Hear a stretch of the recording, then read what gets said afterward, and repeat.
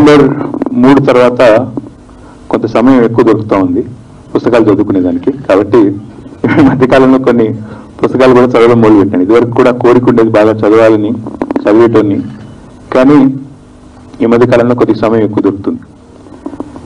ఇక్కడికి రాగానే మన స్వర్ణ గారు ఈ కార్యక్రమానికి ఆహ్వానించినప్పుడు కొద్దిసేపు స్వర్ణ గారి గురించి, అదేవిధంగా మా సోదరుడు దిలీప్ కొనతం గారు కొద్దిసేపు కూర్చుని మాట్లాడినప్పుడు స్వర్ణ గారు 2-3 పేర్లు చెప్పినారు. ఏమేమి రాసినారు ఇదివరకు మీరంటే, వారు చెప్పిన 3-4 పేర్లు అంటే చాలా ఆనందం కలిగింది. ఎందుకంటే తెలుగు భాషాభిమానులకు, తెలుగును అభిమానించే వారికి ఈ భాషలోని సౌందర్యాన్ని, ఈ భాషలో ఉండే ఒక అందమైన ధ్వనిని ఆస్వాదించే వాళ్ళందరికీ కూడా ఆనందం కలిగే విధంగా తన పేర్లు, తన గత పుస్తకాల పేర్లు కూడా పెట్టినారు. లిప్తకాలపు స్వప్నం, ఎంత చక్కటి పేరు, ఒకసారి వింటేనే ఆనందం అనిపించే విధంగా లిప్తకాలపు స్వప్నం అనే పేరు పెట్టినా. ఇంతియానం, నాకు మొదలు ఇంతియానం అంటే అర్థం కాలేదు. ఇంతియానం అంటే ఏందని అడిగిన, అంతరిక్షయానం లాగా అడిగితే లేదు ఇంతి అంటే స్త్రీ కదా. సో మహిళా రచయితలు రాసిన కథలు, దాదాపు 45 మంది రాసిన కథలు, దాని సంకలనాన్ని 45 ట్రావెలాగ్స్ తీసుకొచ్చినాను, అందుకే ఇంతియానం అని పెట్టినా అన్నారు. తర్వాత థాయిలాండ్ లో జరిగిన ఆ సంఘటన, 13 మంది ఆ కార్మికులు ఎవరైతే అందులో చిక్కుని పోయినారో వారిని, బాస్కెట్బాల్ టీం, కార్మికులు కాదు, వారిని ఆనాడు రెస్క్యూ ఆపరేషన్ ఏదైతే ఉందో దాని మీద అక్కడ దాకా వెళ్ళి, థాయిలాండ్ దాకా వెళ్ళి ఆ 13 అనే కథ, ఇవన్నీ విన్న తర్వాత నాకు ఆసక్తి కలిగింది. ఇంత చక్కటి సాహిత్య పట్టు ఉన్న వాళ్ళు, సాహిత్యం మీద పట్టున్న ఈ సోదరు రాసిన ఈ కార్యక్రమం తప్పకుండా రావాలని చెప్పి ఈరోజు ఇక్కడికి రాగానే ఇంకా ఎక్కువ సంతోషం కలిగింది. ఎందుకంటే మొదటిది పబ్లిషర్ పేరు కూడా చాలా చక్కగా ఉంది, అన్వీక్షిక. అసలు అన్వీక్షికి ఏంది అని అడుగుతున్నాను ఇప్పుడే చక్రపాణి గారిని. అన్వీక్షికి అంటే ఏందన్నా కరెక్ట్గా చెప్పండి అంటే తను చెప్తా అన్నారు. ఇక్కడ అన్వేషణ విన్నాము, అన్వీక్షికి అంటే ఏంటని తను ఇప్పుడే అడిగితే చాలా విపులంగా వివరించి చెప్పినారు. తర్వాత ఇక్కడ ఇందాక పరిచయం చేసిన అమ్మాయి పేరింటే కూడా ఆనందం అనిపించింది, దరహాస. అంటే ఇవన్నీ ఎప్పుడో మర్చిపోయిన పదాలు, కొత్త హైబ్రిడ్ నేమ్స్ వస్తున్న ఈ తరంలో ఇంత చక్కటి తెలుగుని ఆస్వాదించే విధంగా ఈ అవకాశాన్ని నాకు కల్పించినందుకు స్వర్ణ గారికి ముందుగా హృదయపూర్వకంగా ధన్యవాదాలు. అన్వీక్షికి సోదరులు ప్రచురణకర్తలు, ఎందుకంటే ఇలాంటి పుస్తకం ప్రచురించాలంటే సాహసం కావాలి. ఇవాళ నేను రామోజీరావు గారిని ఒకసారి సంవత్సరంన్నర కింద కలిసినప్పుడు చాలాసేపు కూర్చున్నాం, మాట్లాడుతూ ఉంటే ఆయన ఒక మాట అన్నారు, రాను రాను ప్రింట్ పోతుందండి, ప్రింట్ మీడియా అంతరిస్తుంది, రాబోయే యుగం అంతా కూడా డిజిటలే ఉంటుంది అని ఒక మాట అన్నారు. చాలా బాధతో అన్నాడు ఆయన మాట, చాలా బాధతో. ఎందుకంటే ఆయన ఉద్దేశం ఏమంటే చదువుడు అనేది తగ్గిపోయింది. ఇందాక సోదరుడు అశోక్ కుమార్ గారు కూడా చెప్తా ఉండే, చదవడం అనేది తగ్గిపోయింది, ముఖ్యంగా ప్రింట్ చదవడం అనేది. అలాంటి ఈ రోజుల్లో దాదాపు 150 పుస్తకం అన్నారు. సో ఆ ప్రచురణకర్తలు, అన్వీక్షికి పబ్లిషర్స్ కూడా హృదయపూర్వకంగా అభినందనలు. వలస మానవ జీవితంలో ఒక నిజం. వలస కేవలం బొంబాయి, దుబాయ్కో, అమెరికాకో, ఇంకొకడికో కాదు. వలస అనేది ప్రాంతాల మధ్యన వలసలు ఉంటాయి, రాష్ట్రాల మధ్యన వలసలు ఉంటాయి, దేశాల మధ్యలో వలసలు ఉంటాయి. వలస అనేది ఎందుకు నిజం అంటే human beings pursuit of better life, అంటే మెరుగైన జీవితం కోసం, మెరుగైన ఉపాధి అవకాశాల కోసం, మెరుగైన తన జీవిత భద్రత కోసం మనిషి ఎప్పటికప్పుడు ప్రయాణిస్తూనే ఉంటాడు. ఎప్పటికప్పుడు ఆ వలస అనేది కొనసాగుతూనే ఉంటుంది. ఇవాళ ఎంతో దూరం కాదు, ఇక్కడ నుంచి మనం హైదరాబాద్లో పక్కనే ఉండే మూసాపేటకి పోతే శ్రీకాకుళం నుంచి వచ్చి అక్కడ స్థిరపడ్డ వేలాది మంది సోదరులు మీకు ఇక్కడ కనబడతారు. పక్క నుంచి అక్కడ ఉన్న ఏ హోటల్లోకి పోయినా హైదరాబాద్లో ఇవాళ ఒరిస్సా నుంచి వలస వచ్చిన వందలాది మంది పిల్లలు ప్రతి హోటల్లో అక్కడ పనిచేస్తూ కనబడతారు. ఇంకొద్దిగా గ్రామీణ తెలంగాణకి పోతే కరోనా అప్పుడు మేము గమనించింది అసలు ఆశ్చర్యకరమైన విషయం, ఇటుక బట్టీల దగ్గర మొత్తం బీహారు, జార్ఖండ్ కార్మికులు, రైస్ మిల్లుకు పోతే జార్ఖండ్ వాళ్ళు, అదేవిధంగా హైదరాబాద్లో మీరు ఏ కన్స్ట్రక్షన్ సైట్ కైనా పోండి, నిర్మాణంలో ఉన్న ఏ బిల్డింగ్ కాడికన్నా పోండి, అక్కడ వేల మంది కార్మికులు అన్ని రాష్ట్రాల వాళ్ళు ఉంటారు. ఒకనాడు భారతదేశంలో ఎక్కడైనా ఒక బ్రిడ్జ్ కడుతున్నారన్నా, ఒక ప్రాజెక్టు కడుతున్నారన్నా, ఒక నిర్మాణం ఏదైనా జరుగుతుంది అంటే ఖచ్చితంగా అక్కడ మీకు వినబడే పేరు పాలమూరు లేబర్. పాలమూరు నుంచి వలసలు ప్రతి సంవత్సరం దాదాపు 14 లక్షల పైచిలకు సీజనల్ మైగ్రేషన్ వెళ్తారు, 6 నెలలు పనిచేస్తారు, తిరిగి వస్తారు. అట్లా కొంత సీజనల్ మైగ్రేషన్ ఉంటుంది, కొంత ఏమో ఇప్పుడు నజీబ్ లాగా మరి సంవత్సరాల పాటు భార్య పిల్లలతో సంబంధం లేకుండా కుటుంబాలను మర్చిపోయి అక్కడ పోయి వలసపోయే పరిస్థితి కొంతమందికి. వలసానంగానే నాకు ఇందాక మిత్రులు మాట్లాడుతూ ఉంటే ఒకటి గుర్తొచ్చింది. ఎప్పుడో చిన్నప్పుడు విన్న మాట ఇది. వలస రెండు రకాలు. కొంతమంది అమెరికా పోయే వాళ్ళకి, ఆస్ట్రేలియా పోయే వాళ్ళకి, ఇంగ్లాండ్ పోయే వాళ్ళకేమో ఈ ఒక రకమైన వలస, ఒక రకమైన తాత్పర్యం ఉంటుంది, ఒక రకమైన వారికి అల్టిమేట్ గోల్ ఉంటుంది. మిగతా వాళ్ళకి ఇంకొక రకంగా ఉంటుంది. ఎప్పుడో చిన్నప్పుడు చదివింది ఒకటే సెంటెన్స్, దాన్ని రెండు రకాలుగా ఎట్లా వినవచ్చు అని. ఒక ఆయన అంటారు జీవితం ఆశల తోరణం అంటారు. కాదు కాదు, జీవితం ఆశలతో రణం అని ఇంకొకరు అంటారు. అమెరికా పోయే వాళ్ళకి, లండన్ పోయే వాళ్ళకి, ఆస్ట్రేలియా పోయే వాళ్ళకేమో జీవితం ఆశల తోరణం. ఎందుకంటే ఒక సోషల్ స్ట్రాటా నుంచి పైకి మరొక మెట్టు పైకి ఎక్కడానికి అదొక సాధనం. ఎందుకంటే కుటుంబానికి కుటుంబం, ఆ తరం పూర్తిగా మళ్ళీ జీవితంలో వెనక్కి తిరిగి చూసుకునే అవసరం లేకుండా స్థిరపడడానికి జీవితం ఆశల తోరణంగా ఒక రకమైన వలస. మరొక రకమైన వలస జీవితం ఆశల తోరణం, ఏదో సాధిద్దామని, ఏమో చేద్దామని. నేను స్వయంగా పోయాను దుబాయ్కి మంత్రిగా.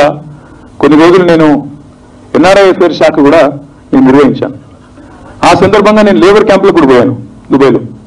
నిజంగా మీరు నేను చెప్తే నమ్మరు, మీకు చూస్తే కానీ నమ్మరు, ఎవరైనా అనుభవిస్తే కానీ నమ్మం. శ్రీనివాస్ గారు పనిచేసే పత్రికలో ఇర్ఫాన్ అని ఒక పిల్లోడు ఉంటాడు. ఆయన రాస్తూ ఉంటాడు గల్ఫ్ నుంచి, గల్ఫ్ డైరీ అని. నేను చదువుతూ ఉంటాను అది. అట్లా గల్ఫ్లో బాధలు, గల్ఫ్లో వ్యతలు, అక్కడి వ్యధలు, యథార్థమైన సంఘటనలు ఒక్కొక్కటి చదివినా విన్నా కొద్దిగా ఆకలింపు చేసుకున్నా మనిషి అనేవాడు ఎవరికైనా కూడా గుండె తరుక్కుపోక తప్పని పరిస్థితి. నేను స్వయంగా లేబర్ క్యాంపులో పోయాను. మీరు నంబర్ చెప్తే ఒక మొత్తం డార్మిటరీ మాదిరిగా ఒక చిన్న చిన్న రూమ్లు ఉంటాయి. ఒక్కొక్క రూమ్లో 8 మంది, 10 మంది, 12 మంది ఆ బంకు బెడ్లు, పిల్లలకి హాస్టల్లో వేసినట్టు బంకు బెడ్లు. అందులో మీ బిడ్డ వేరుకోవడానికి కూడా ఎక్కువ జాగ ఉండదు. లేబర్ క్యాంప్స్ అవి. అది మరి మనం దుబాయ్ అనగానే మనకు గుర్తొచ్చేది ఏంటిది? బుర్జ్ ఖలీఫాలు, పెద్ద పెద్ద అందమైన బిల్డింగులు, ఇంకా ఇంకా అద్భుతమైన రోడ్లు, షేక్ జాయద్ రోడ్డు, ఇంకో రోడ్డు. కానీ నిజమైన దుబాయ్ ఏది అంటే ఇంకో దుబాయ్ కూడా ఉంది. దాని పక్కకే డేరా అనే ప్రాంతం ఉంటుంది, ఇంకోటి ఉంటుంది. అక్కడ మొత్తం లేబర్ క్యాంపులు. ఆ లేబర్ క్యాంపులో అత్యంత అమానవీయమైన కండిషన్స్ ఉంటాయి. చాలా నిర్దాక్షిణ్యంగా వారిని కేవలం మనుషుల్లా కాకుండా కేవలం పనిచేసే యంత్రాల్లాగా చూసే దారుణమైన పరిస్థితులు కూడా అక్కడే ఉంటాయి. అక్కడ కింద కూర్చున్నాం అందరం, అదే డార్మిటరీలో కింద కూర్చుంటే చుట్టూ కాక్రోచెస్, బొద్దింకలు, జిల్లు పురుగులు తిరుగుతున్నాయి. అక్కడే తినాలా, అందులోనే ఉండాలా, కష్టపడాలా.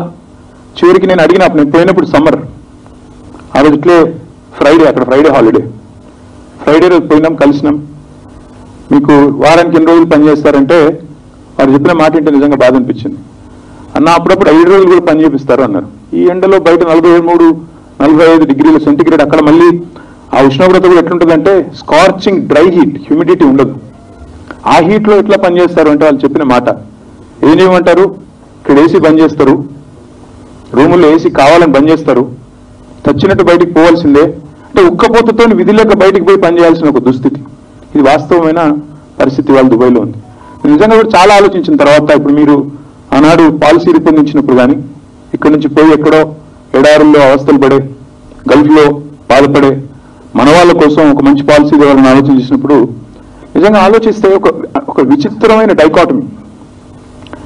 నేను అర్బన్ డెవలప్మెంట్ మినిస్టర్గా ఇక్కడ పనిచేసిన. హైదరాబాద్లో ఎంతో మంది బిల్డర్లు, చివరికి కరోనా అప్పుడైతే చాలా మంది కార్మికులు వారి స్వస్థలాలకి నడుచుకుంటూ వెళ్ళిపోతాం మేము, అవసరమైతే ట్రైన్ లేకపోతే, బస్సు లేకపోతే అని చెప్పి బయలుదేరినప్పుడు వాళ్ళ క్యాంపులకు కూడా వెళ్ళి వాళ్ళని బతున్నారు.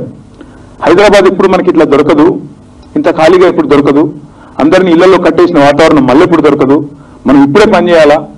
మనకి రోజు నార్మల్గా 6 గంటలే టైం దొరుకుతుంది హైదరాబాద్లో, కొత్త రోడ్లు వేయాలన్నా, కొత్త బ్రిడ్జిలు కట్టాలన్నా.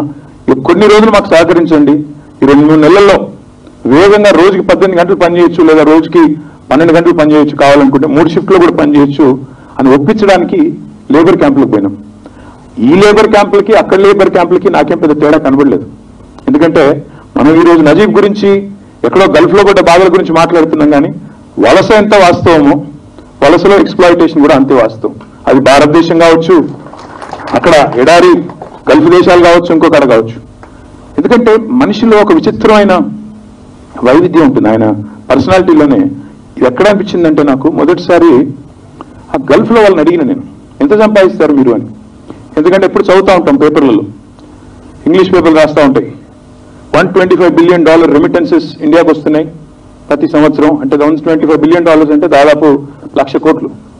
1,00,000 కోట్లు మన ఎన్ఆర్ఐలు పంపుతున్నారు, అందులో 3వ వంతు గల్ఫ్ నుంచే వస్తుంది అని చెప్పి రాస్తూ ఉంటారు. ఈ లెక్కన వీళ్ళు ఎంత సంపాదిస్తున్నారబ్బా అని చెప్పి నేను అడిగితే, నిజంగా లెక్క తీస్తే వాళ్ళు పాపం అర్ధాకలితో అక్కడ పనిచేసేటోళ్ళు, వాళ్ళు తిన్నా తినకపోయినా భార్య పిల్లలకు పంపాలని చెప్పి మా వాళ్ళు తిరిగి పంపితే ఇల్లు కట్టుకుంటారనో, ఒక భూమి కొనుక్కుంటారనో, మెరుగైన జీవితం అందుతుందనో నిజంగా అర్ధాకలితో అలమటిస్తూ అక్కడి నుంచి పంపుతూ ఉంటారు. కానీ డబ్బుల పరంగా చూస్తే, క్వాంటం పరంగా చూస్తే హైదరాబాద్లో ఇక్కడ నిర్మాణ రంగంలో సంపాదించేదానికి అక్కడ దానికి పెద్ద తేడా లేదు. నిజానికి ఇక్కడ భార్య పిల్లలతో ఉంటూ బ్రహ్మాండంగా దాదాపు 5-10% తేడా, అంతకంటే ఎక్కువ లేదు. మరి ఇక్కడే ఉండి చేయొచ్చు కదా అని అడిగినాం. లేదన్నా ఇదే అలవాటు అయిపోయింది. నాకు అర్థమైంది ఏంటంటే, నిజంగా కూడా మనిషికి ఇమ్మిగ్రెంట్గా మారినప్పుడు, వలసపోయినప్పుడు మనిషిలో ఒక స్విచ్ ఏదో ఆన్ అవుతుంది. ఇంట్లో నువ్వు చేసే పని, నీ సొంత ఊళ్ళో నువ్వు చేసే పని, నామోషిగా అనిపించే పని కూడా బయటికి పోతే ఇమిగ్రెంట్గా మారితే మాత్రం నువ్వే చేసుకుంటావు, అంతకంటే ఎక్కువ చేస్తావు. అది అమెరికా పోయినోడికైనా అదే పరిస్థితి, ఆస్ట్రేలియా పోయిన వాడికైనా అదే పరిస్థితి, దుబాయ్ పోయిన వాడికైనా అదే పరిస్థితి, ఇక్కడి నుంచి బొంబాయి పోయిన వాడికైనా అదే స్థితి. ఉదాహరణకు నేను కూడా అమెరికా పోయి కొద్దికాలం చదువుకున్నాను, తర్వాత పని చేసినాను. హైదరాబాద్లో ఉన్నప్పుడు, ఇంట్లో ఉన్నప్పుడు ఇక్కడ చాయ్ కప్పు తీసి అక్కడ పెట్టకపోయేది, అలవాట్లేదు. మా అమ్మ చేసేది, లేకపోతే ఇంట్లో ఎవరో చేసేది, మనం పట్టించుకునేది కాదు. కానీ ఎప్పుడైతే సొంతంగా చేయాల్సి వస్తుందో ఆ పని, అప్పుడు పని విలువ తెలుస్తుంది, అప్పుడు మనిషికి ఒళ్ళు వంగుతుంది, అక్కడ నామోషి అనిపించదు. అదే ఇంట్లో చేయాలంటే, మీ ఊళ్ళో సొంత ఊళ్ళో చిన్న పని చేయాలంటే నామోషి, ఎవరేమనుకుంటారో, ఇంతమంది ముందు ఈ పని చేస్తామా, డిగ్రీ చదువుకున్నాం, పీజీ చేసినాం, ఈ రకమైన పని ఇట్లా చేస్తాం, ఇంత నామోషి. కానీ ఇదే పని వేరే చోట చేయడానికి మాత్రం మనిషికి ఆ నామోషి అడ్డం రాదు. ఎందుకు చెప్తా ఉన్నా అంటే, ఈరోజు ఒక రకమైన డైకాటమీ, బాధ అనిపిస్తుంది. హైదరాబాద్లో ఇవాళ నిర్మాణాలు ఎన్ని జరుగుతున్నాయంటే, భారతదేశంలోనే బహుశా ఎక్కడ జరిగినంత కన్స్ట్రక్షన్ హైదరాబాద్లో జరుగుతుంది. మీరు ఏ కన్స్ట్రక్షన్ సైట్కైనా పోండి, సెంటరింగ్ వాడు రాజస్థాన్ వాడు, ప్లంబింగ్ వాడు మరొక రాష్ట్రం ఉత్తరప్రదేశ్, టైల్స్ వేసేవాడు బీహార్ వాడు, ఒక్కడు తెలుగువాడు కనబడ్డు మీకు, ఒక్కరు కూడా. ఏందయ్యా ఇది అంటే, మన వాళ్ళు ఎక్కడ ఉన్నారా అంటే ఇంకెక్కడో గల్ఫ్లో ఉన్నారు. ఇదేమి మిస్ మ్యాచ్, ఇక్కడ అవకాశాలు ఇంత అపారంగా పెట్టుకొని ఇంకెక్కడికో ఎందుకు పోవాలి అని చెప్పి కొంత ప్రయత్నం కూడా చేశాం. మా ఇక్కడ ఉండే బిల్డర్లందరినీ పెట్టి మన పిల్లలకి ఇక్కడే నైపుణ్య శిక్షణ కూడా ఇచ్చి, వాళ్ళకు తగ్గ విధంగా తర్ఫీదునిచ్చి ఇక్కడే ఎంగేజ్ చేయాలని ప్రయత్నం చేశాం. కానీ ఏం అడ్డం వస్తుందంటే, దట్ ఇమిగ్రెంట్ మెంటాలిటీ, ఇక్కడ చేయడానికి ఇష్టం ఉండదు. అదే పని ఇక్కడ చేయడం, ఎందుకంటే చదువుకున్నాం, మన ఊరిలో ఇట్లా చేయడం బాగుండదు, ఇంకో కాడ ఎక్కడో మనం తెలియని కాడ అంటారు చూడండి, అడ్వాంటేజెస్ ఆఫ్ అనానిమిటీ అని.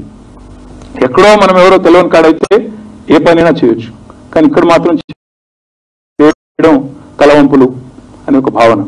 అందుకే వలసలో ఎన్నో పార్శ్వాలు ఉన్నాయి. నాకు ఈరోజు మీరు మేక బతుకు అని చెప్పి నజీబ్స్ కహానీ అక్కడి స్టోరీ చెప్పారు, సమీర్ గుర్తు చేసుకున్నారు. మరి మా అశోక్ అన్న పెద్దూరులో మా వాళ్ళు శివరాత్రి సోదరులు, వాళ్ళ ఇంటి పేరు శివరాత్రి మల్లేషు, ఇంకా ఇతరులు, వాళ్ళు నలుగురు పాపం ఏదో దేశానికి పోయి అనుకోకుండా తెలియని చట్టాలు, భాష రాదు, చట్టం తెలియదు, అక్కడి న్యాయంలో మనకు ఎంత అన్యాయం జరుగుతుందో కూడా మనకు తెలియదు. అలాంటి పరిస్థితుల్లో ఒక హత్యా నేరం కింద పాపం 27 ఏళ్ల పాటు జైలు శిక్ష పడింది. అట్లా ఒక్కటి కాదు, తవ్వి చూస్తే నేను ఆ జైలు కూడా పోయినాను.